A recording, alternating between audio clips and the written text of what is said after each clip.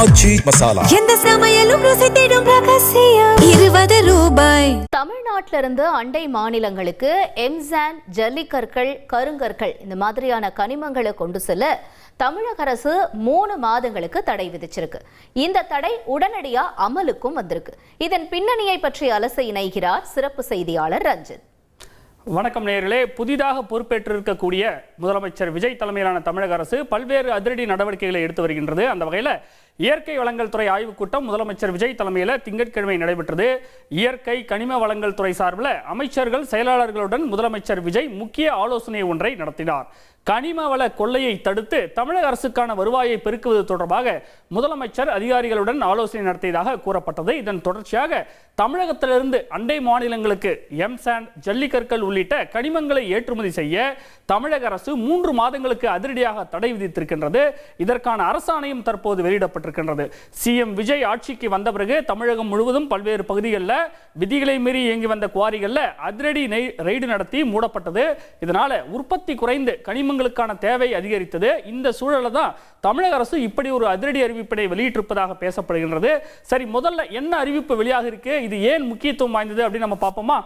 என்ன அறிவிப்பு அப்படின்னு நம்ம பார்த்தோம்னா, வெளி மாநிலங்களுக்கு, குறிப்பா கேரளா, கர்நாடகா, ஆந்திரா இந்த மாதிரியான வெளி மாநிலங்களுக்கு எம்சாண்ட், ஜல்லிக்கற்கள், கருங்கற்கள் உள்ளிட்ட கனிமங்களை எடுத்து செல்ல 3 மாதங்களுக்கு இடைக்கால தடையானது விதிக்கப்பட்டிருக்கின்றது. எந்தெந்த பொருட்கள் அப்படின்னு நம்ம பார்க்கும்போது பெரும்பாலான அந்த கனிம வளங்கள் எல்லாமே இதில் அடங்கி விடுகின்றது. கருங்கல், எம்சாண்ட், மெட்டல் ஜல்லி, நொறுக்குகள், கட்டுமான கற்கள், சாலை அமைக்க பயன்படுத்தக்கூடிய கற்கள் என்று அனைத்தையுமே இதில் உள்ளடக்கி இருக்கிறாங்க. ஏன் இந்த தடை அப்படின்னு நம்ம பார்க்கும்போது தமிழக அரசு இதற்கு கொடுத்திருக்கக்கூடிய விளக்கம் என்னன்னா, தமிழகத்தில் கட்டுமான பொருட்களுடைய தேவை அதிகரித்திருக்கின்றது. நம்ம பார்க்கிறோம், தமிழகம் முழுவதுமே பல்வேறு மாவட்டங்களில் பல்வேறு, அதாவது அரசு மற்றும் தனியார் கட்டுமான பணிகள் நடந்துகிட்டு இருக்கு. அதனால கட்டுமான பொருட்களின் தேவையானது அதிகரித்திருக்கின்றது. இதனால செயற்கையான தட்டுப்பாடு உருவாகி இருக்கின்றது. அதாவது வெளி மாநிலங்களுக்கு அதிக விலைக்கு ஏற்றுமதி செய்துவிட்டு இங்க தமிழகத்தில் அது கிடைக்காததுனால செயற்கையான ஒரு தட்டுப்பாடு சூழலானது நிலவுகின்றது. இது தவிர கட்டுமான பணிகளுக்கான செலவும் உயர்ந்து விட்டது. அதாவது ஒரு சிங்கிள் BHK கட்டுறதுக்கு 15 லட்சம் ஆன நிலையில இன்னைக்கு அதற்கும் மேல ஆகக்கூடிய ஒரு நிலை இருக்கின்றது. இது சாமானிய மக்கள் தலையில மிக பெரும் ஒரு சுமையாக இருக்கின்றது. அரசு மற்றும் தனியார் கட்டுமான திட்டங்களும் பாதிக்கப்பட்டிருக்கின்றது. இது மட்டும் இல்லாம அனுமதியை மீறிய சுரங்க தோண்டல், அதாவது ஒரு குறிப்பிட்ட இடத்துல சுரங்கத்துக்கான அனுமதி கொடுத்திருப்பாங்க, அந்த இடத்துல ஜல்லிக்கற்களோ இல்ல எம்சாண்ட் மாதிரியான விஷயங்கள் எடுப்பதற்கான டெண்டர் விட்டு அரசு அனுமதித்த அளவை காட்டிலும் மிக அதிகமாக தோண்டி எடுக்கப்படுகின்றது. இதனால சட்டவிரோத போக்குவரத்தானது நடைபெறுகின்றது, சுற்றுச்சூழலும் பாதிக்கப்படுகின்றது.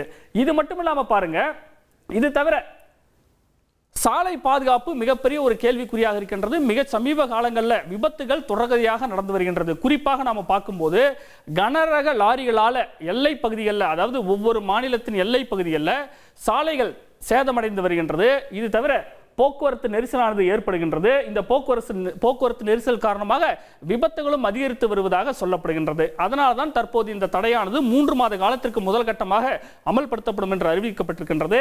எந்தெந்த மாநிலங்களுக்கு நம்ம பார்க்கும்போது நம்ம ஏற்கனவே சொன்ன மாதிரி கேரளா, கர்நாடகா, ஆந்திரா ஆகிய மாநிலங்களுக்கு இது பொருந்தும். நம் அண்டை மாநிலமான புதுச்சேரிக்கும் காரைக்காலுக்கும் இதிலிருந்து விலக்கானது அளிக்கப்பட்டிருக்கின்றது. சரி, தமிழ்நாடு சட்டவிரோத சுரங்கம் மற்றும் கனிம போக்குவரத்து தடுப்பு விதிகளில் புதிதாக ஒரு விதி சேர்க்கப்பட்டிருக்கின்றது. அதாவது 3A அப்படிங்கிற ஒரு விதி தான். அதன் அடிப்படையில் தான் இந்த உத்தரவை தமிழக அரசானது தற்போது பிறப்பித்திருக்கின்றது. யாருக்கெல்லாம் இதனால பாதிப்பு தெரியுமா? குறிப்பா குவாரி உரிமையாளர்களுக்கு பாதிப்பு, லாரி உரிமையாளர்களுக்கு பாதிப்பு. ஏன்னா இது அவர்களுடைய வருவாய் சார்ந்த ஒரு விஷயமாக இருக்குது. வெளி மாநிலத்தில் இருக்கக்கூடிய கேரளா, கர்நாடகா மாதிரியான மற்ற மாநிலங்களில் இருக்கக்கூடிய கட்டுமான நிறுவனங்களுக்கு இதனால இதுவரைக்கும் தமிழ்நாட்டிலிருந்து ரொம்ப ஈஸியா அந்த கனிம வளங்கள் கிடைச்சிட்டு இருந்தது. இனி கிடைக்காது அடுத்த 3 மாத காலத்துக்கு அப்படின்னு சொல்லும் போது கட்டுமான நிறுவனங்கள் இதனால பாதிக்கப்படுவாங்க. கட்டுமான பொருள் வர்த்தகத்தில், வணிகத்தில் ஈடுபட்டு வரக்கூடியவர்களும் பாதிக்கப்படுவாங்க.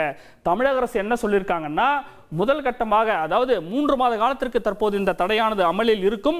3 மாதங்கள் கழித்து அப்போது தமிழகத்தில் நிலைமை எப்படி இருக்குது, கட்டுமான பொருட்களுக்கு குறிப்பா மணல், ஜல்லி இந்த மாதிரியான கனிம வளங்களுக்கு ஏதாவது தட்டுப்பாடு இருக்கா அப்படின்னு நிலைமையை அப்போது ஆய்வு செய்து அன்னைக்கு இருக்கிற தேவைகளுக்கு ஏற்ப இந்த தடையை நீக்குவதா வேண்டாமா என்பது குறித்து அரசு முடிவு செய்யும் என்று சொல்லப்பட்டிருக்கின்றது.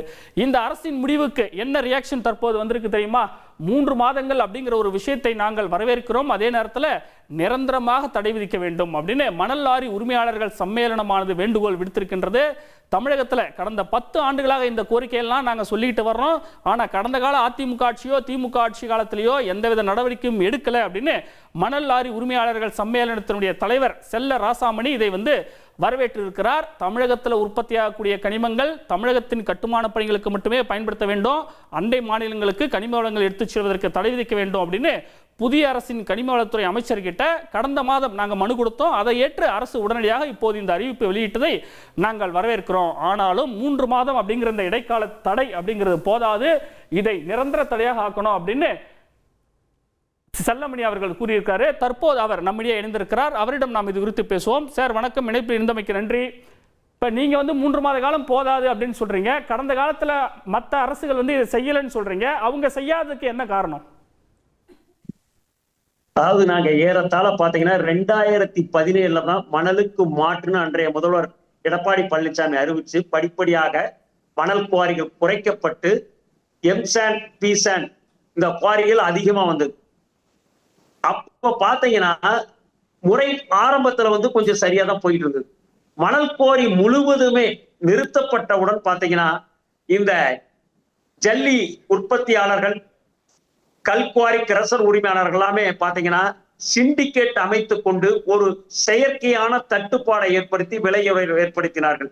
இதற்கு காரணம் தினசரி பாத்தீங்கன்னா இங்க திருநெல்வேலி, கன்னியாகுமரி, தென்காசி மாவட்டத்திலிருந்து பாத்தீங்கன்னா புளியகரை சோதனை சாவடி வழியா, அதாவது மத்தளம், குற்றாலம், செங்கோட்டை வழியா போய் புளியகரை சோதனை சாவடி வழியா தினசரி 2000க்கும் மேற்பட்ட கனரக வாகனங்கள் அனுமதிக்கப்பட்ட அளவுக்கு மேல் அதிக பாரம் ஓவர்லோட், அதாவது 60-70 டன் எடுத்து செல்கிறார்கள். முறையான அனுமதி சீட்டு எடுத்து செல்கின்ற அளவுக்கு அனுமதி சீட்டு பெறுவதில்லை. அரசுக்கு பெருத்த வருவாய் இழப்பு. மேலும் சாலைகள் முழுவதும் சேதமடைந்து அதிக அளவில் விபத்துக்கள் ஏற்படுகிறது. இதுபோல் கிருஷ்ணகிரி, தருமபுரி பாத்தீங்கன்னா கர்நாடகாவுக்கு ஒசூர் வழியா ஆயிரக்கணக்கான லாரியில தினசரி போயிட்டு இருக்கு. இதே நிலை நீடித்தால் தமிழகத்தில் நடைபெறும் கட்டுமான பணிகளுக்கு வருங்காலத்தில் பெருத்த தட்டுப்பாடு ஏற்பட வாய்ப்புள்ளதால் இந்த கனிமங்களை உற்பத்தியை தமிழகத்தினுடைய கட்டுமான பணிகளுக்கு மட்டுமே பயன்படுத்த நாங்க 2017 நாங்க குரல் கொடுத்துட்டு வந்தோம். ஆனால் கடந்த ஆட்சியாளர்கள் திராவிட முன்னேற்ற கழகம், அனைத்து இந்திய அண்ணா முன்னேற்ற கழகம் செவிசாய்க்கவில்லை. காரணம், அவர்களுக்கு வந்த வருமானம் நின்றுவிடும்.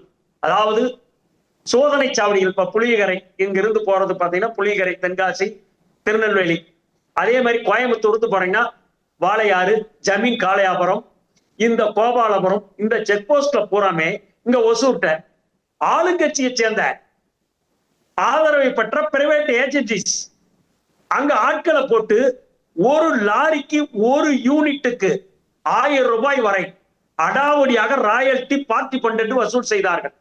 அது நின்றுவிடும் அந்த வருமானம். இன்னும் பாத்தீங்கன்னா கிரஷர்களுக்கு இன்னைக்கு பாத்தீங்கன்னா இப்ப ஜல்லி 4000, எம்சாண்ட் 5000, பிசாண்ட் 6000 தமிழ்நாட்டில் விற்பனை. கேரளாவில் பாத்தீங்கன்னா மலைகளை உடைப்பதற்கும் கிரஷர் இயங்குவதற்கும் தடை விதிக்கப்பட்டுள்ளது. இயற்கை வளங்களை பாதுகாக்கும். ஏன்னா மக்கள் மீது அக்கறை உள்ள அரசு செயல்பட்டு வருது. இங்க அவன் அங்க தட்டுப்பாடு ஏற்பட்டதால் அதிக விலை கொடுத்து வாங்குவதால் உற்பத்தியில் 70% கல்குவாரி கிரசர் உரிமையாளர் அண்டை மாநில கேரளா, கர்நாடகாவுக்கு அனுப்புகிறார். நம்ம லாரிக்கு லோடு கொடுப்பதில்லை. நம்ம கட்டுமான பணிகளுக்கு பெருத்த தட்டுப்பாடு, விலையேற்றம், இதெல்லாம் தடுத்து நிறுத்தப்பட வேண்டும் என்று சொன்னால் தடை விதிக்கப்பட வேண்டும். ஏன்னா இன்னைக்கு மணல் குவாரி இல்லாதால் பெருத்த சிரமத்தை சந்தித்து வருகிறோம். கட்டுமான துறையில் பெருத்த இழப்பு ஏற்படுகிறது. எனவே இதை தடுத்து நிறுத்த வேண்டும். அண்டை மாநிலங்களில் கனிமங்கள் சில தடை செய்யப்படும் கோரிக்கை வைத்தோம். இன்றைய தினம் புதிதாக பொறுப்பேற்றுள்ள ஜோசப் விஜய் தலைமையிலான அரசு எங்களுடைய கோரிக்கையும் சமூக ஆர்வலருடைய கோரிக்கையும் பரிசீலித்து நியாயம் இருக்கிறது என்ற கருதி இந்த அறிவிப்பை தடை செய்து வெளியிட்டுள்ளார்கள். 3 மாதத்திற்கு வரவேற்கிறோம், வாழ்த்துக்கிறோம். சார், இப்ப கூட 3 மாத காலத்திற்கு தானே தடை விதிச்சிருக்கிறாங்க. இப்ப இதன் மூலமா அந்த கட்டுமான பொருட்கள் விலை குறைஞ்சிடும் சொல்ல முடியுமா? சாமானிய மக்களுக்கு நேரடியா இது பயன் தருமா? கண்டிப்பாக குறையும். எப்படின்னா உற்பத்தியில 70% அண்டை மாநிலத்துக்கு போச்சு. கேரளா, கர்நாடகா போன்ற மாநிலங்களுக்கு இப்ப முழுவதுமே இங்கதான் கொடுக்க முடியும். அப்ப ஆட்டோமேட்டிக்கா உற்பத்தி தேவையான அளவுக்கு தான் உற்பத்தி செய்வாங்க.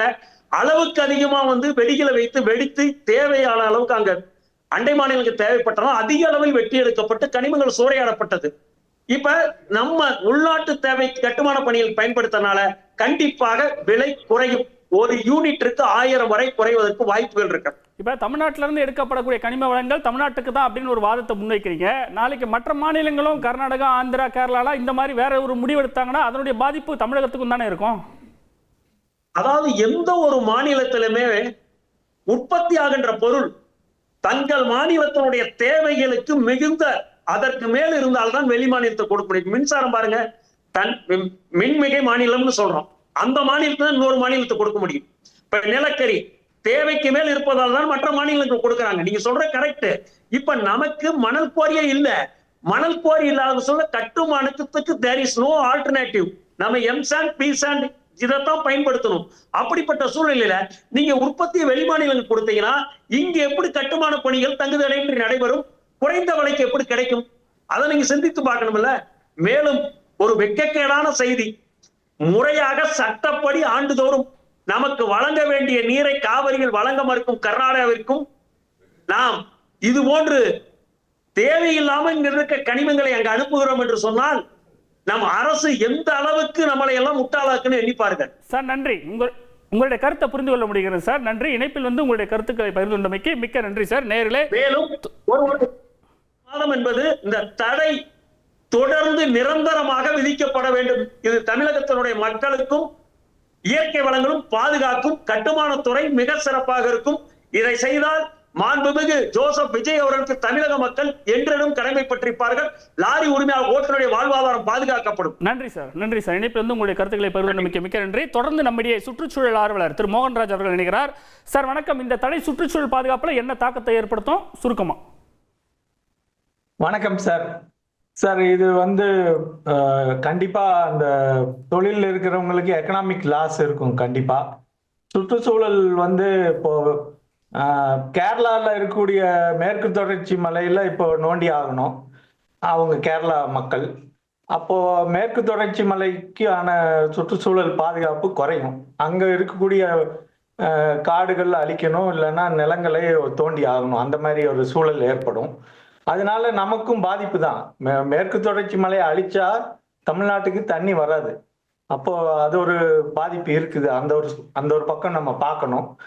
ரெண்டாவது இது எம்சாண்டு அல்லது இந்த பி சாண்ட் இதெல்லாம் நம்ம இங்க இருக்கிற குவாரியில் எடுக்கிறதுனால நமக்கு அபரீதமான வெல்த் இருக்கு, நிறைய இருக்கு. நம்ம எம்சாண்ட், பி சாண்ட் நம்ம தமிழ்நாட்டுல அதிகமா இருக்கு. எங்க நீங்க போர் போட்டாலும் உங்களுக்கு அந்த கல் வந்துடும் பாத்தீங்கன்னா தமிழ்நாட்டுல.